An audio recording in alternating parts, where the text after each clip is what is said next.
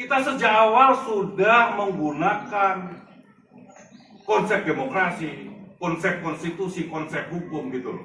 Bahwa ini ada yang salah, ini ada yang tidak transparan, ini ada yang tidak jurdil, ini ada yang melanggar undang-undang. Maka kemudian kita melakukan aksi-aksi massa ke KPU menuntut transparansi, menuntut KPU audit supaya fair, supaya tidak ada kecurigaan, seolah-olah Prima memaksakan supaya ikut pemilu. Tidak. Kami ingin proses ini jujur dan adil. Karena kemudian kita menganggap dan menyimpulkan bahwa ini tidak beres, ada yang bermasalah. Kemudian kita melakukan upaya hukum. Karena itu ada masalah dan kemudian Prima dinyatakan tidak menjadi peserta 2000, kita melakukan perjuangan upaya hukum.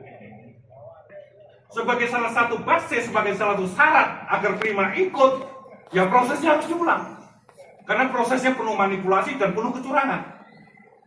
Daripada kemudian hasil pemilu 2024 itu menghasilkan ya negara. Negara itu siapa? Presiden, wakil presiden, DPR, MPR, DPRD, DPD gitu. Tidak clear, ini akan menimbulkan persoalan dan akan menjadi presiden buruk bagi perjalanan dan pembangunan demokrasi di Indonesia. Kami berniat baik. Kalau kemudian penyelenggara penuh fair, kami terima, kami ikhlas. Gitu. Kami sejak awal sudah menyatakan kami ikhlas. Kalau memang dokumen kami tidak memenuhi syarat, tapi dengan catatan buka semuanya, buka data semuanya. Semua partai politik yang menjadi peserta pemilu buka.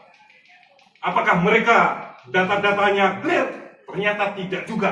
Faktanya apa? Di DKPP sekarang sedang disengketakan banyak partai politik yang kemudian dipaksa ya oleh unsur-unsur misalnya dari KPU pusat melalui KPU daerah memaksa untuk meloloskan ini, meloloskan ini. Itu adalah fakta-fakta bahwa proses dan tahapan pemilu tidak clear, tidak jujur dan adil.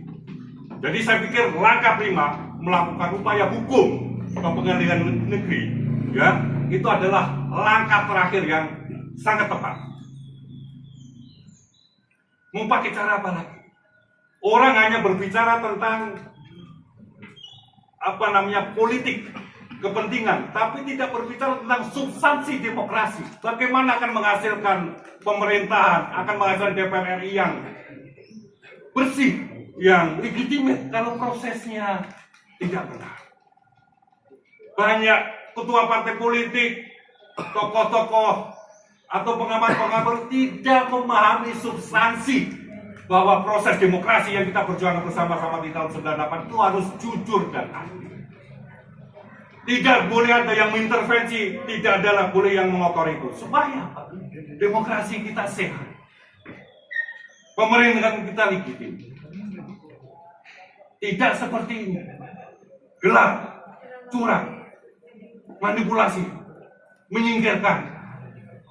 Itu yang kami tuntut, yang kami rasa bahwa ada tindakan yang tidak adil terhadap partai kami sebagai partai peserta pemilu tahun 2025. Jadi substansi demokrasi jangan hanya proseduralnya saja, jangan hanya formal saja. Banyak pengamat politik, banyak ahli hukum berbicara tentang formal. Pemilu harus tepat waktu. Kalau substansinya kemudian pemilu dicurang, bagaimana? Mereka tidak pernah masuk ke arena itu. Itu Mas. Terima kasih.